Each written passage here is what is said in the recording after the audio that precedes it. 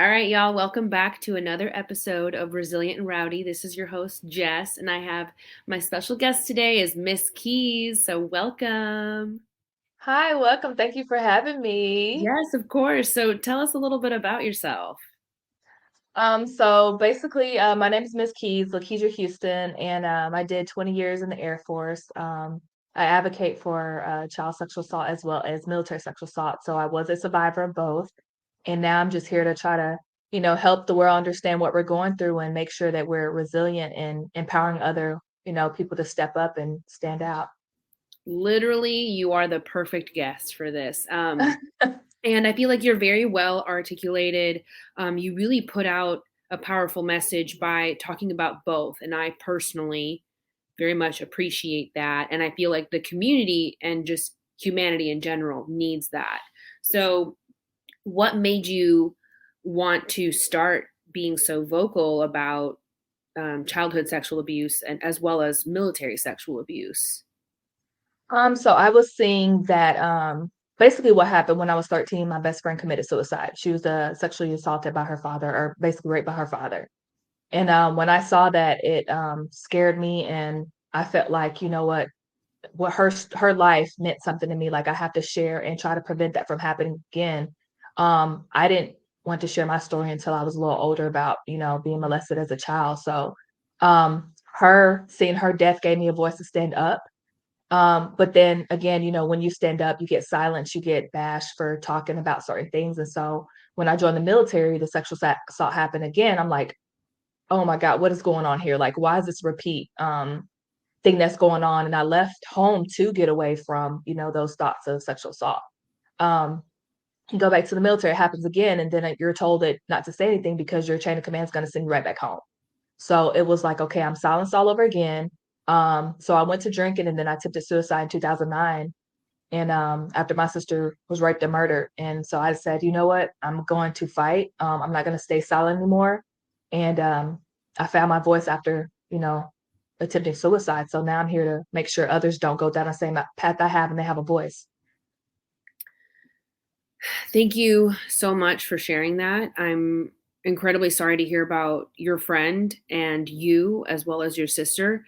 That can be an incredibly overwhelming feeling to carry throughout your life. So, how do you feel like spreading the message, spreading the awareness helps alleviate that instead of it being and feeling like a burden? You're more of like you have a mission, like Mhm.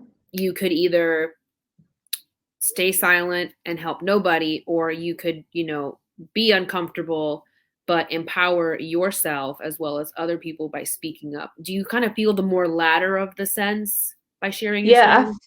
yeah, I definitely feel I feel like now that I'm sharing, like it helps me heal because now it's like, okay, now I have a voice. The girl who was scared to say something as a child, now she could speak up for others. The girl who was in uniform, she could speak up for others, and help them have their voice. So to me, it's healing as well as helping people understand that this is a problem and bring more awareness. So it's actually helping with both, Yeah, but and I mostly feel like helping others. finding sorry. I feel like finding your people and even then just having people just listen is incredibly Mhm. helpful and it's just so validating.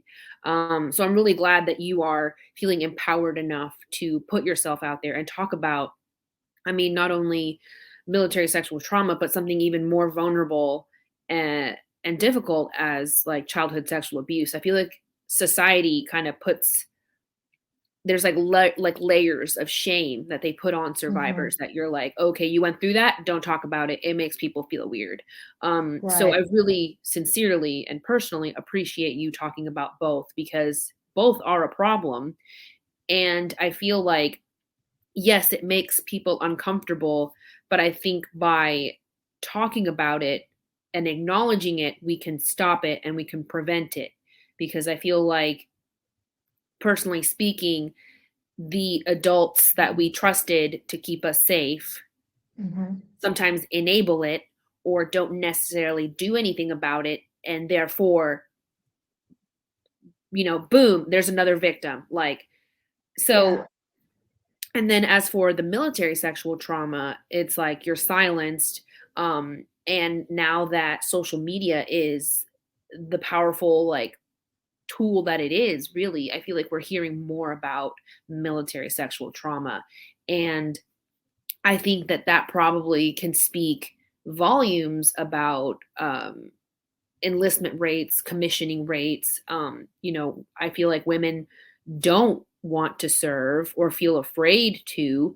And I also feel like, this might be a little controversial, but I feel like men probably don't want us to be there anyway. So it's like they're enabling it too, whether you're a perpetrator or not. If you allow your subordinates or your friends Mhm. to be getting into certain harmful behaviors like this, you're a part of the problem. And I Right. don't think people want to acknowledge that part either. So it's like, okay, your hands might be clean, but you could have said something, you could have stopped it, and you did nothing. So what makes you any Right. better than, your friend, your colleague, your soldier who's doing XYZ? So Yeah. I would love to And I hear was a your cop. thoughts about that. When you said that, that touched on a lot. I was a cop for 10 years. And one thing, I didn't tell my story initially when mine happened, but when I went to a person who was sexually assaulted by another male, to a male on male, it was interesting to hear the things that my fellow cop members were saying. Being an MP, they're like, oh, he deserved it, or he wanted, or they call them, the F word, Mhm. those things that was just taunting them. And I'm like, this man is hurting mentally. And whatever his sexual origin was, or whatever he liked, is it okay for somebody to take that from him, take his body from him, because he may have felt a certain way, or he may have said something, or he may have made this guy feel a certain type of way. And then you have other friends that are there that, oh, well, my friend didn't mean that. He was just drunk. He probably thought he was a girl because he has a high pitched voice. Like, you're hearing all these things, but we're here to protect and serve, right? So it's just weird seeing the side of being a cop, seeing how cops respond to this, and then being on the side as a victim and survivor, and like hearing, like, it's mind boggling, the mindset of the military. And we have to do better at talking about these, having the discussions on how do we respond to sexual assaults, whether it's male on male, male on woman, and then what do we do as a bystander? Do we step up and prevent it from happening, or we just sit there and say, "Oh, that person wanted it," and victim shame? So it's crazy. I agree, and it's just interesting how it's always commentary on the victim, never the perpetrator. It's Correct. never like, the just the basic questions like how could someone do something like that? It's Mhm. always immediately just shame to the victim. I think that might be because in a situation like that, I feel like folks might sense like that is so out of reach personally because I wouldn't do that. So I can't understand or comprehend why someone would hurt someone that way. And it's easier to Mhm. judge. It's easier to judge the victim. I just wish that that judgment would be put on the perpetrator instead of the victim. But I think it's because it's out Correct. of that like grasp of like they can't wrap their head around it, so they're just going to Mhm. judge. Um, Correct. so at least with the military, we do have like the SHARP program and things like that. So what do you think could be done instead or in addition to because I feel like, it's more than just like, hey, don't drink and drive, don't hurt anybody, don't assault anybody. I think it's having to get down to the nitty gritty. Like if you're both intoxicated, you need to ask for consent just to double check. Or if y'all are too inebriated, y'all shouldn't be doing anything. So I think it has to be like, we got to get deeper into that discussion, like you said, in order for these things to not happen. But I'm just wondering what solutions we could bring in the military aspect or even law enforcement, what have you. Like, can we train better? Can we have more better discussions? Like, Yeah. I think with the Sharp program, I will be honest, it's a joke to me, and I know I'm probably gonna get in trouble for it, but it's a joke. Um, as a 20 years, I had a Sharp come out and talk to me, and the whole thing was, hey, if you go out somewhere, don't touch a girl, and you'll be fine. Or if she says no, she may, mean wait. Like, you're briefing us, just to brief us on the Sharp program, and the Sharp program is, civilians, but you also have military members that are actually signing up to I guess, mentor in the program that are not taking this program serious. So if Mhm. I want to promote, guess what? I'm going to sign up for Sharp program because I can get E6, E6, E7. I can rank up fast. That's why I'm going to sign up for the Sharp program. Not because I want to save the lives of others or help others. I just want a promotion statement. That's why a lot of people are doing the Sharp program. Also, it's not volunteer, it's kind of voluntold. You stay there for 2 years, guess what? They have a new person coming in for 2 years, taking over. It's, to me, it's a joke, no consistency. So honestly, how I feel is they need to bring like a civilian entity in to help with these programs. Civilians train us that have a specialty in sexual assault, whether state, government, whatever. Have them come in, train with us. Second thing, I also think we should have a survivor panel. The leaders need to understand and subordinates need to understand what survivors have gone through. What signs do you see? Because what we do is we have these little, computer-based training or whatever. It's not enough. But sitting there in front of survivors or survivor panel, talking about these discussions, having these discussions, I think is going to help and bring more awareness to what's going on. So they got to I take it think serious. yeah, no, I think that that sounds like a great idea because for as much as I don't want to say it, I think the general consensus is that yeah, it's usually the creepy dude who gives you a bad vibe or he's done some stuff that you've heard about Hmm. that is the sharp rep who's been Yep. inappropriate with you personally or Hmm. to your other friends. And then boom, he's the sharp rep and you're like, "Oh, he's the sharp rep. Yes. I don't know if I feel comfortable with that." Or, you know, God forbid whoever does experience that, they have to go to that person Hmm. and who knows how that's going to go. So, I think that's a brutal reality of what it is. I think it has good intentions. But you're right. Some people don't have good intentions when they get into that slot, or they can't properly show up for survivors of that. So I think those suggestions sound great. So why don't we do that? You know what? I've been asking that for years. I've been asking, even with the Vanessa Guillen Act, if you see, they want to take everything out of the chain of command's hands. That is what we've been fighting for probably 20 years that my issue happened. Yeah. 20 years, and we can't get the out of chain of command. And the bad thing about it is they say, yo, it's unrestricted reporting. Nobody will know in your chain of command. Oh no, somebody in that IG or somebody knows your commander and will notify them, hey, Sergeant Houston went ahead and said you sexually assaulted her, or you sexually harassed her. What are you gonna do about it? Guess what? We get relieved of duty, or we get 25,000 drug tests. I was one of them, got drug tests 24/7 because they thought, oh, she's crazy or she's just speaking out of context, not understanding that the commander was targeting me because I mentioned something. You know what I mean? So Mhm. it's this what we have to go through. It's the backlash of it. That's why nobody wants to come out. That's why nobody wants to join. So we have to go back and take it out of the chain of command's hands. The people who are doing this to us are the ones who can make rules on whether we stay in or what the next step is. Why? That doesn't make sense to me. And I hope that folks know that this isn't just a women's issue. Men get assaulted too. Hmm. And there's another deeper level of shame that comes within that because of what you mentioned earlier, the comments that folks are so quick to say. And I think it's even more disheartening because, women get it. It's been happening for eons of time. But for men to experience that, and it's almost like I said, like a deeper level of isolation, of shame and guilt. Um, because even if you do take women out of the military, it's still happening to men. It has happened to men. Yes. And I think that that's something that a lot of folks don't want to accept or admit because they just don't. I don't know why they don't see that, but it's not because of women are a problem or women are flirts or women are whatever you want to say. It's because someone is sick in the head and want to take advantage of someone and they're going to get what they want whether it's a male or a female. um and you're right, it has been happening for way too long, and I think that that's why it hasn't had like resolutions or a solution, because it's always been within the chain of command like you mentioned, Hmm. and then they always get word of it, and so Hmm.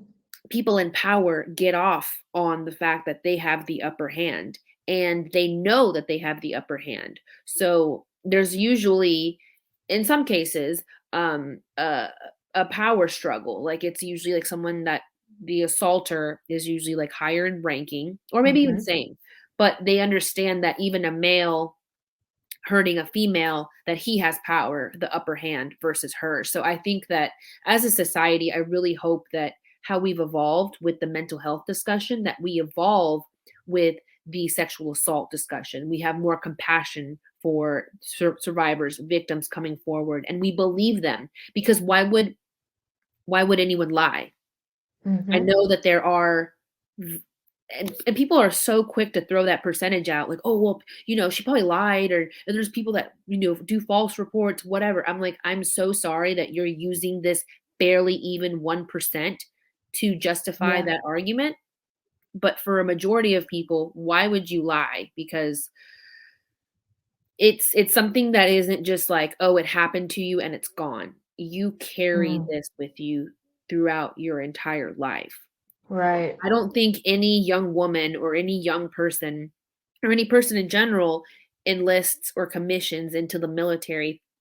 You might think that, okay, I might struggle with some PTSD, there might be some mental exhaustion and difficulty with being in the military, but you don't imagine that someone wearing the same uniform as you is going to hurt you in that way. Right. It's uh it's just devastating. Um Right. but how do you feel like with the Vanessa Guillen Act, like, do you think that that is a good like step in the right direction, or is there still like some confusion? Like, why are we still experiencing, blockages, or it's very slow to evolve? Like, why do you think that is? I honestly think it's a good step in the right direction. I Okay. think the reason why is because they still want to give control over to the chain of command. Leaders feel like this is my military. I feel like I need to be in charge of what's going on. I need to correct what's going on in my military, as they say it, my army, whatever. Um, that's the problem that we have. The leaders do not want to give it outside of Department of Defense. They want to keep it in there. And so that's the issue that we're having. Um, her everything with her act has opened my eyes to a lot. And it really let me see like there's so many issues that we have. With the restricted, unrestricted, the time frame they're doing these sexual assaults, like it really opened doors for us, but it's just that we're so slow. I don't know why we're so slow. And when you talk about conviction rate, you have about a 2% conviction rate, right? And these are out of people who actually you've had semen, you had text messages where the offender said, "Hey, I'm sorry that I did that to you last night." You have proof, but they still don't get anything. So what does that tell you? It's something else going on. Oh, but that's the first sergeant. He's so cool. He takes care of his people. But your first sergeant has been known to rape multiple women. But because he's such a good leader, we don't worry about what they do on the outside. We focus on they're such a good leader. We don't want to lose them. Mm. So it's a lot of that. It's a lot of politics and stuff that goes with it. So that's I the feel biggest like, issue. oh yeah, and I think that's a really great point, because one, I feel as if they let go of their control over, quote unquote, like their army, their people, I feel like they're afraid of how much society has evolved, and they might think like that they won't get the punishment that they deserve. But I think, Mhm. if that makes any sense, you know what I mean? I feel like some Yeah, people are like, "Oh, society's too woke now. They're too sensitive, blah blah right. blah. We won't get anything done." And I think that that is a problem in itself, because as we've seen, it's been in y'all's hands for decades, almost like Years. hundreds Yes. of years, and where have we gotten? We haven't gotten Right. anywhere. Um, Right. there has been a lot of progress made, the past couple years, I guess. But and then what you mentioned after the fact is, someone called it like the Santa Claus effect. And I'll explain that. They basically see the image of somebody, like, and they're wearing a uniform, Santa wears a uniform, and you just assume that they're a good person. Yeah. Kind of like the cliche 1950s perfect family, you know, a Mhm. husband, a wife, a few kids, a dog, the white picket fence, and you assume that they're happy, that they're a perfect family, that nothing can go wrong. Meanwhile, in the background, you know, he's beating his wife, he beats the Mm. kids, he has an alcohol problem, but they go to church every week. And Right. so that illusion, like the Santa Claus illusion, is like, oh, okay, you see the image of someone, so you think that they're a great person. I don't really know why it was called the Santa Claus illusion, but you know, you get the drift. Yeah. And I think that we're giving some people too much of the benefit of the doubt, that there's going to Mhm. be bad people anywhere you go in any Yeah. profession. And a lot of folks take advantage of that. They Mhm. know that, oh yeah, they know that the Joes love talking about him, that he's cool, he's laid back, he's firm when he needs to be, he's a good leader, just, you know, piling up the excuses, things to rationally not accept that that person has done wrong. And I Right. think that unfortunately, it's hard to see, but I think two things can be the truth. You know, he can Mhm. be a great leader, he can be a great soldier, he can be a great, you know, head chief of police. And he can also do harm to Mhm. people, understand the leverage that he has, and take advantage of his positions of power. Not everyone, you know, has skeletons in their closet. No one is perfect, but I am talking about very important issues that are going to deviate why people don't see justice. Because if someone Mhm. in themselves is also an abuser or has done things, they're not going to let the people under them get in trouble for those actions as well. They want to retain their Joes because at the end of the day, you know, numbers are always Mhm. important. But I'm like, it's the quality of numbers. Um, Yeah. and especially when we're not necessarily in a time of war, I'm like, why are you wanting to hold on to these people if Yeah. they're And not you gonna. know what? It's I'm sorry, when you said that, it was something that came up in, like, that I just thought about. So when you were talking about retaining and all those people, right before I was getting out, everything that happened with Vanessa was, taking effect, and um, I was seeing a lot of our we were still putting people in with these waivers, and they may have been accused of sexual assault at a previous, like maybe their college, and it was dismissed. And what happens? They come in the military and they do it again and they do it again and they repeat offenders. So to me, I'm like, I get y'all want to retain these people that we think are good leaders, but then y'all bringing people in with extra baggage that are doing it again to multiple people. So now we're just adding more dirt to what's already a dirty system, right? So that's one thing I had a hard time understanding. That's actually why I got out, because of seeing that happen. And I'm like, Vanessa's story didn't teach us anything. I was a recruiter in Fort Hood when all this happened. And so I was there when we got protested, everybody was protesting saying, "Hey, don't join because of Vanessa." I had to sit there and try to make everything better and say, "Oh, it's okay. The military were doing all this." Behind the scenes, I was lying. I was denying these waivers of people they're trying to join because of who had sexual assault, drug charges, all these things.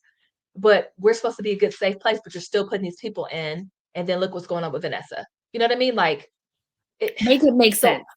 yeah, it does not make sense. And then you hear, instead of us coming together as survivors, I was listening to a lot of survivors saying, well, only reason why Vanessa got justice is because she's a beautiful Latina, woman. Not the fact that she was speaking for all survivors, she was a voice for the voiceless. They were looking at race. Now we have a race divide. And now we're like, oh, do we really believe her? She's hot. Why would we believe? It was crazy. I'm telling you. I had to get out because of this. Like it was wild. Just, oh my gosh, the audacity. I think I no. Why? Okay, yeah, no. I can't wrap my head around that because why does someone being attractive, how can that discredit their story? Right. But That say an ugly girl reports it and it's like, oh no, she just wants attention. And again, correct. I'll revert back to that thing that I said earlier was why would anyone lie about this happening to themselves? And I think Mhm, people understand the response, and that's why it's just a rampant issue. Um, mhm, Personally, I think we're obviously not being stern enough with convictions and punishment. I personally would love Correct. to see Fort Leavenworth filled with these perpetrators. It's just not right. Yes. Like you should join the military to better yourself, to make something of yourself, to serve a purpose. And if you feel like you join the military to get away with things, or I mean, it can honestly be like a small gang in a sense. Mhm. Um, it could be good or bad. You can find your band of brothers and sisters, which can be good, or you can find the bad. Um, and I think we're seeing that more with the use of social media, because if that was if social media was what it was back in the day, and we had heard about even the previous cases that are more gruesome and horrifying, Yes. I don't think anyone would have let their daughters, their sons join the military. And that's kind of what I think is going on now. Um, Mhm. there's some speculation that a lot of the veterans from like GWAT, OIF, OEF aren't letting their children who are of age now Correct. join the military because of the things that they've seen, on top of, other issues like PTSD, mental health issues, and the way Yeah. that this country treats veterans. Um, Mhm. so I feel like that should be a huge wake up call for our military to have initiative to want to solve these problems. And like I said, it's not just a women's issue, it's an Correct. everybody's issue. It's not just women being assaulted. And I think the more men that have come out and spoken up about that, it really helps the cause. It's just incredibly difficult to find that, like I said, because of that layer of Mhm. shame that they add to it. Because how does something unconsensual somehow make you gay? I just Yeah. That doesn't make sense to me, and that's just, again, incredibly hurtful and harmful, and doesn't help anything. Doesn't add to the situation or the conversation. I think that should be completely removed from the conversation, personally. Correct. So Correct. so the past couple of years, you've done a lot to be just vocal, to be a voice of reason, and you do have a um, very impressive background. You've done 20 years in the military. That should speak Mhm. for itself. What do you think is important for survivors and also people who are advocates to do while they're, coming to terms with their story, um, as well as, becoming an advocate? Like, what do you think is that keeps you, um, just passionate, and also like not drained? Like, how do you not drain yourself from being so vocal and consistent with this whole movement? Because, you are persistent. Do you take like mental health breaks at all? Are you Mhm. like in therapy? Like, what keeps you going? Because this can be very exhausting. Oh, it is. I will be honest. It's probably, I think this year alone has been like the worst year for as far as me is for advocacy. So I've learned to kind of sit back and take my breaks and take time to, you know, just go for a walk. I mean, it's something so small, doing things I love, whether go to movies or something like that. So I take mental breaks and I Mm, try to do them every Friday. Um, Besides doing this, I do work for the state as an advocate as well. So now I'm dealing with children. A majority of my, are children human trafficking. So I'm dealing with that too. So there are times I don't work for the whole month and I say, hey guys, I need this month to kind of breathe. Um, but I would say in all this, like remember your why you're doing it. That gives you, some empowerment, and then take that time off to do something you enjoy. Take trips. Just take your mind off it for a little bit because it can be stressful and it's hard. And the advocacy world is not nice. We hear so much. You hear that you're lying, you hear that everybody else is lying around you. And then those people who are lying is adding, throwing us back 10 plus years because now we have to unfix those things. So it's a tough world, but yeah, take that time for yourself and try to relax and decompress as much as possible. yeah. Thank you for just keeping it real, because, that's incredibly important. You got to take care of you as much as it is really brave of people in general to just come out with their story, because it's hard. People look at you different. They Hmm. judge you for it for some reason. Yeah. But at the end of the day, you got to take care of you so that you can keep showing up for yourself and for others. Um, Hmm. and I guess a question that I have too is that what we've run into constantly is like, why are survivors constantly told and judged as liars? Like, is it just something that's difficult for people to wrap their head around, or they just don't want to believe it? You know what? What's so weird? I honestly think that people don't want to believe it. Um, or they're scared not to, they don't want to share their story. And what's so crazy, the people who tell you that you're liars are sometimes survivors or victims themselves. And I've learned that a lot. Like, they are victims.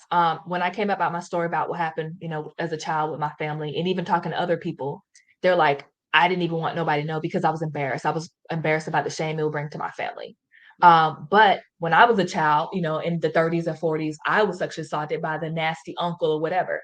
So now you're hearing all these stories come out, and you're understanding, wow, I cannot believe survivors are the one, or victims are the ones that are, mad at survivors for stepping out and saying something. Mhm. Um, so it's the embarrassment, it's the shame. They know it's happening, but they just don't want to believe it. Like, really? Like, this many times, this many people, like, so it's a lot that goes with it. But I've had most pain come from the victims who've been through the same thing as me. Yeah. Yeah, I've kind of run into that as well. Women don't want to, because the Me Too movement came out, and I ran Mhm. into some women who don't ever, and won't ever share their story because, quote unquote, they don't want to be labeled a victim. Mhm. And that's where I like using the word survivor. I feel like Right. that can feel a little more empowering for some folks. Um, Mhm. but if anything, I've had to tell them, I'm like, well, your story is valid, your situation is valid. You don't have to label yourself as a victim. But if anything, it just proves how much of a problem this is in our society. It's Right. unfortunate and it's sick, and something can be done about it. The past is past, but you can help someone feel empowered and brave enough to come forward so that they don't have to carry around that shame and that guilt anymore. Um, Yeah. and I'm really proud of just society as a whole lately for undoing a lot of that generational trauma because Yeah. yeah, you're labeled as the jerk, you're labeled as the problem for outing the family pedophile, the Mhm. family rapist. Um, Mhm. and you have to remove yourself from situations like that where you're labeled as that, because some people won't get it and some things won't change. But I think by being vocal, you can at least warn others so that they don't let their kids around that person, that that person is no Right. longer invited to the events. um, Yeah. and as for the military, I feel like that's like, I think part of watching out for each other. Like, I got your six.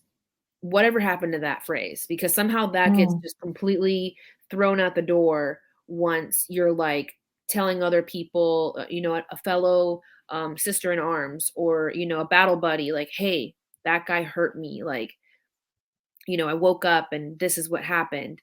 Um, I feel like, you're like just trying to protect your own so that it doesn't happen to them, because you don't know. Like I said, we've been talking about male and female survivors. It happens to both, whether, same gender or opposite gender. Mhm. So I just wish that that conversation would be presented and accepted, just better. So how do you feel like, if someone confides in you, like how can you show up for them properly and like, uh, I guess, in the right way, like someone comes to Yeah. you about a situation like that. How can you, like, what can you do? What's the best thing that you Yeah. can do?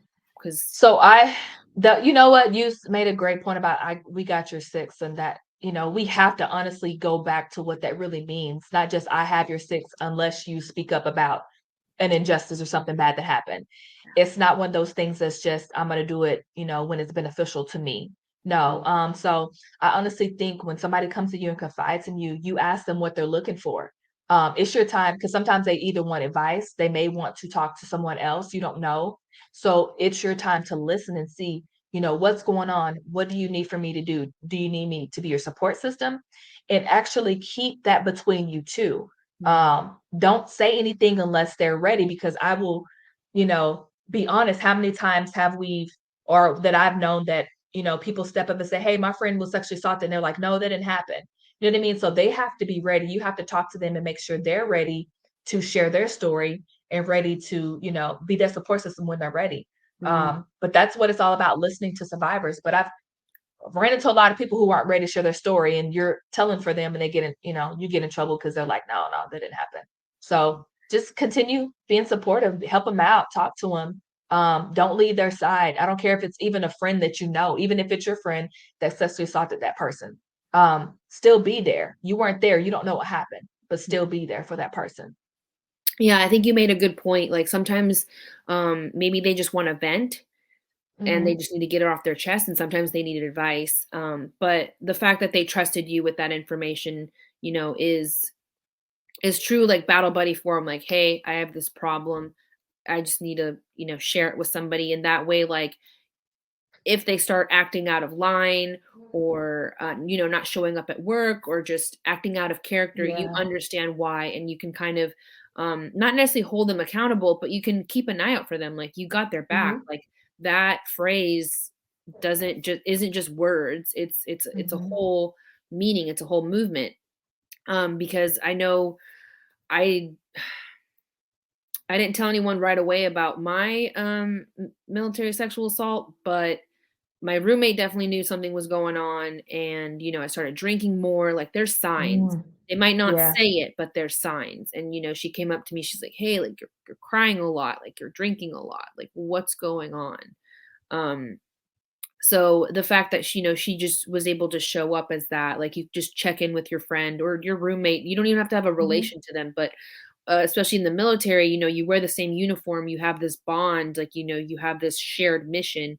It doesn't exactly have to just be deployment or, mission readiness. It can just be the day to day functions. Like, hey, you're not, you're kind of slacking on this. Like, you haven't been showing up to work on time.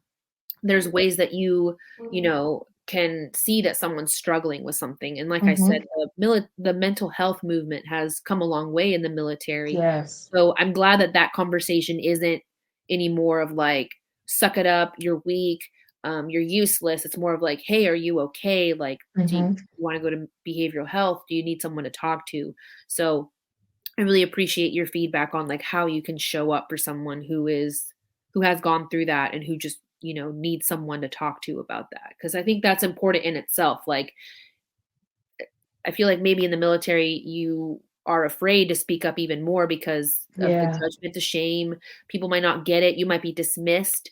Um, so, I got your six isn't just some trendy shirt for you to wear or, Correct. Instagram account for you to follow. It's a lifestyle. It's something that you need to implement in your life. Um, Yeah. but do you feel like there's possibly like a connection with the two, like childhood abuse and military sexual trauma? Like, because I mean, I Oh, relate to that. yeah. You escape one household and you go into the Mhm. military thinking it'll be this way. I feel like I've known a good bit of survivors who also have childhood trauma. Mhm. Or do you feel like it's just like a society issue? Like we've been silent for so long, and survivors run away with good intentions. They leave their hometown for college, Mhm. or they go to the military, or they, dive themselves into a career or work, um, only for it to happen again. Is it just what sickos are running rampant and wild because they've never been checked, or um, Yeah. I feel like it's both, which is so weird. I feel like it's both, because it's the power trip they have, when you're a child, the power trip, the hunger, you know, um, the nasty family member who wants to do things or whatever, and they're just, "Man, I have power. I can do whatever I want to, and I haven't been caught. So let me keep on doing it." Then you go to the Mhm. military, you have leaders who, "Oh, I haven't been caught, so let me keep on doing it. I'm in charge.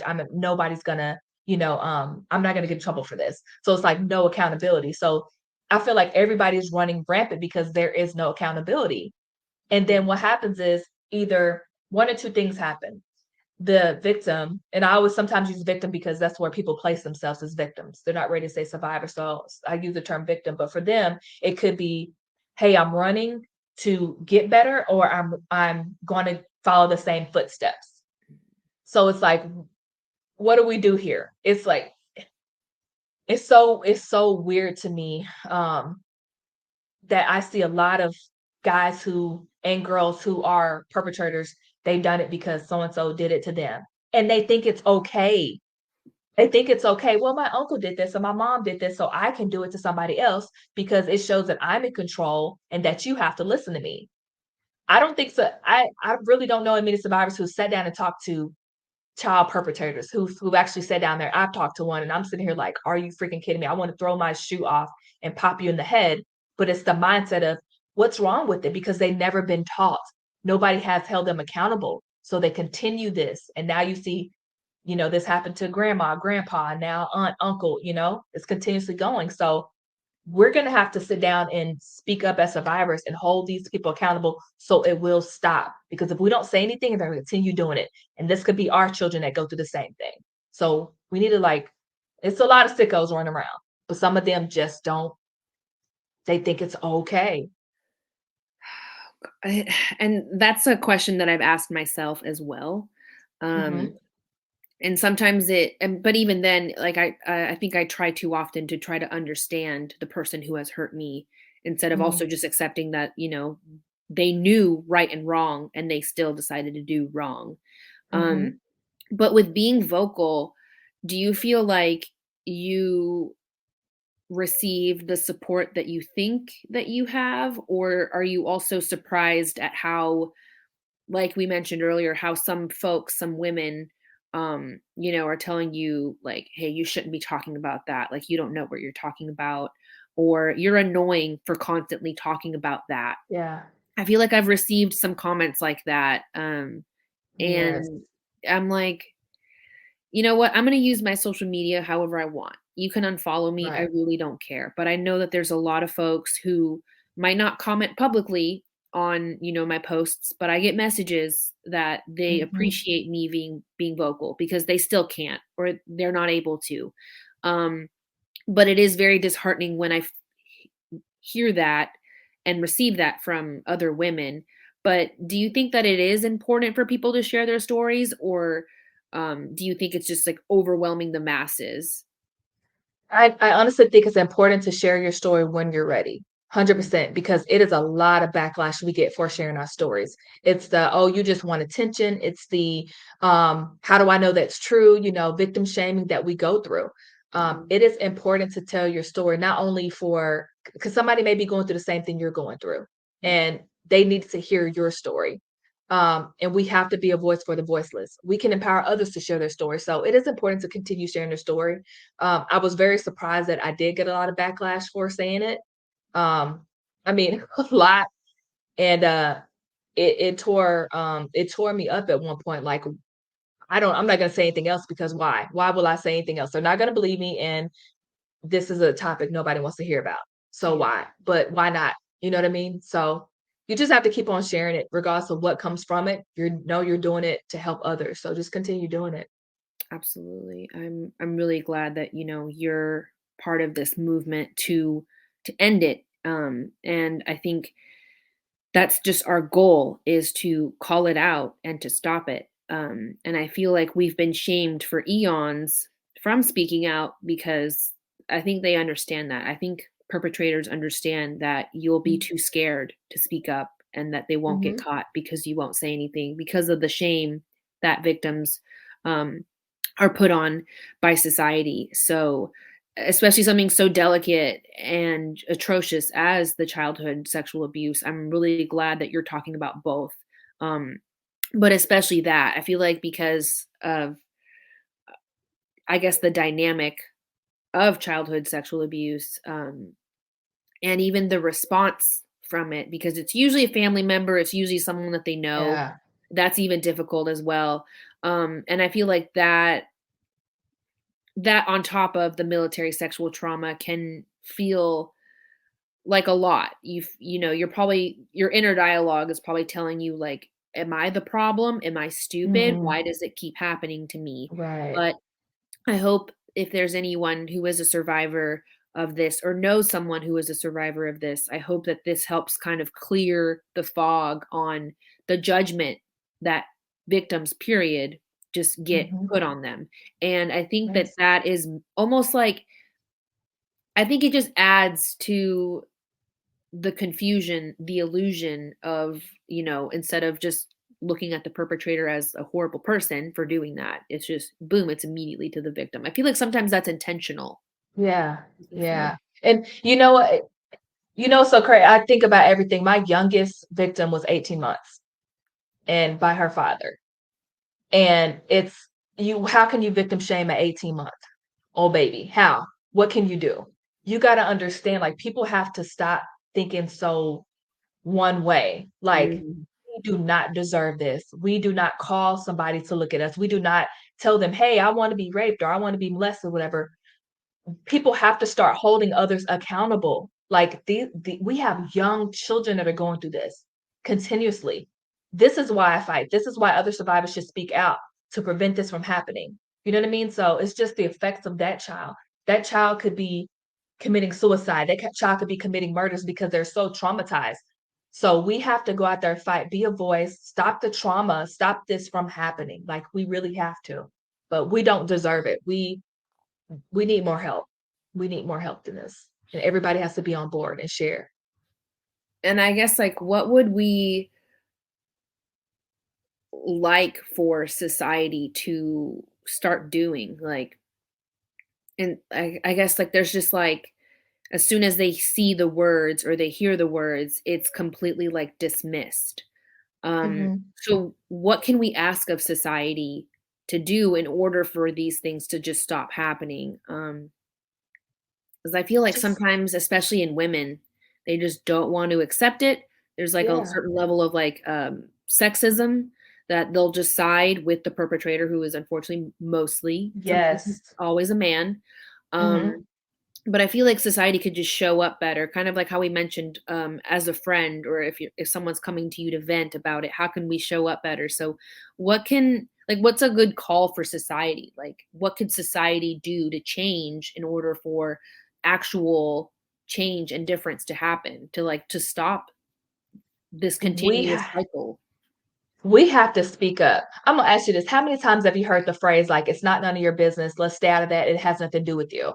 Mm, We've heard that a lot all our life, right? So yeah, now we come into these situations like this, and people are like, "Oh, it's not my business. I'm not gonna say anything." yeah, That's our mindset. Like, if it doesn't involve me, I'm not gonna say anything. So how we should do things, if you see something wrong, speak up.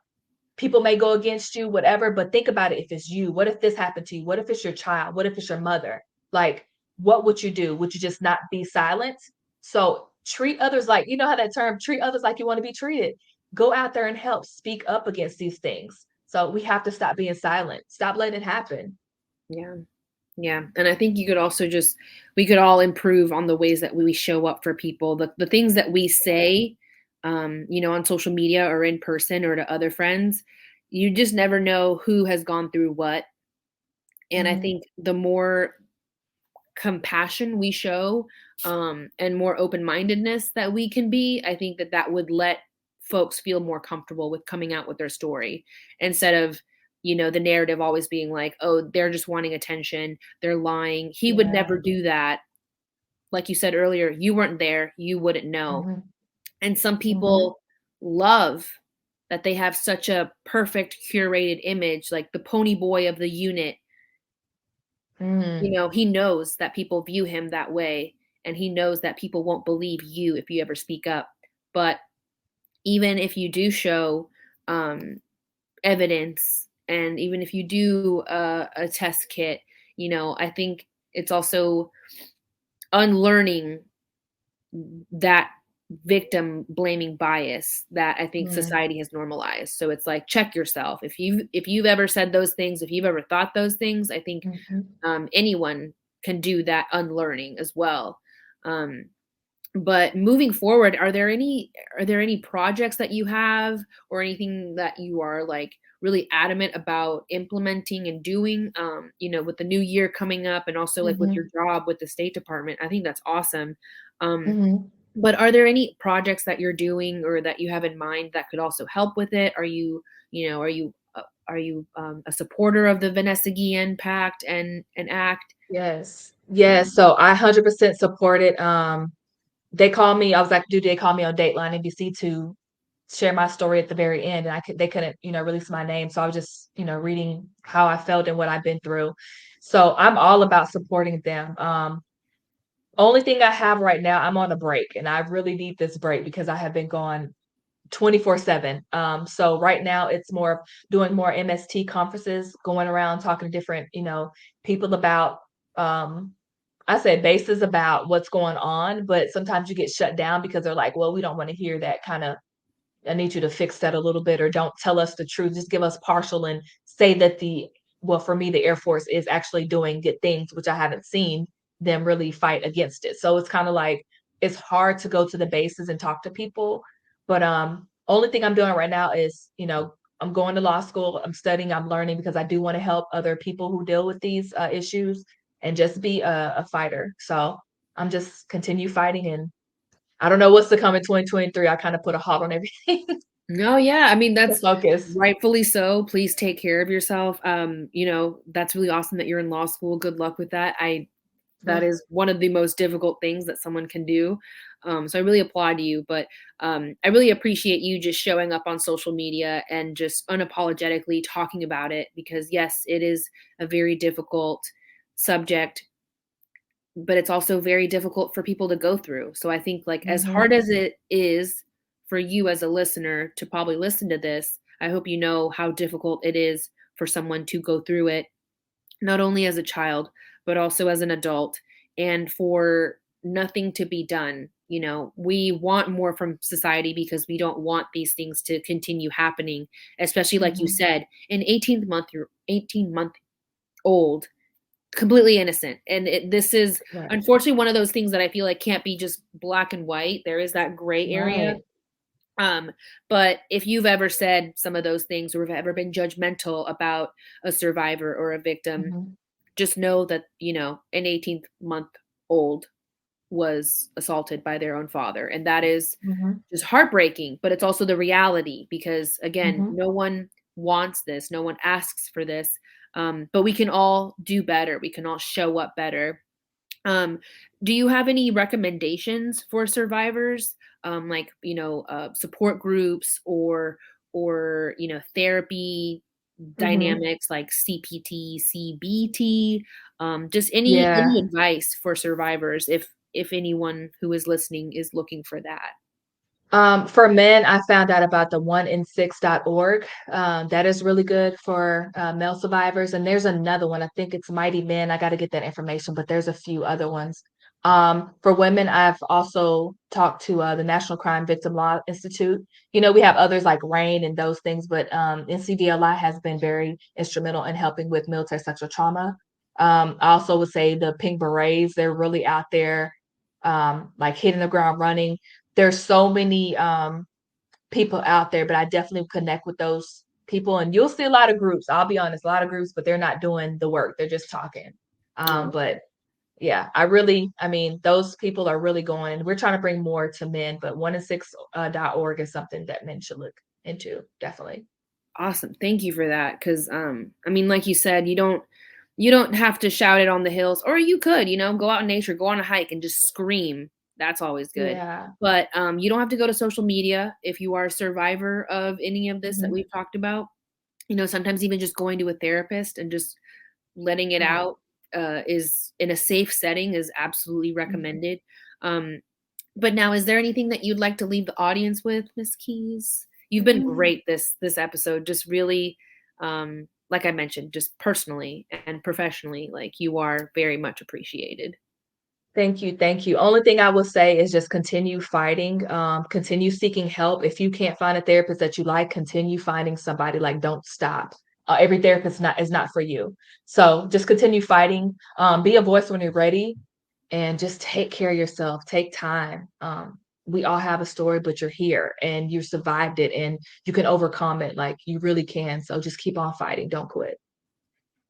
That was really well said. Thank you so much. And if people want to reach out to you, connect with you, I know you're currently on a break, but if people do want to connect with you, you know, within time reason, when you're available, I would love for you to, you know, shout out your handles or your socials. Yeah. So I am underscore Miss Keys, MSKEYS, on Instagram. And then also I have voices.weave.stand is one of the advocacy pages that I have as well that we're, combined with other advocates and survivors. So yeah, connect with me on there. I'm rebuilding my website and doing a lot of talking all over. So Hell yeah, I'll be you go around. for it. I love you. I'll be You're a around. blessing. I'm so glad there are people like you in this community.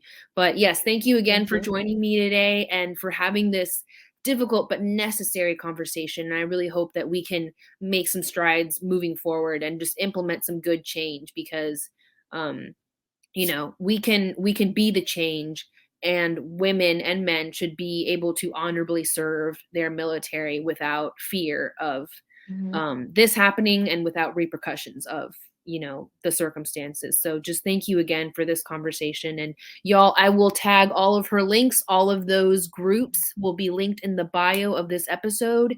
And yeah, that is Miss Keys. Hopefully she'll come back on and be a reoccurring guest and talk more about these things. So thank you again. Thank you.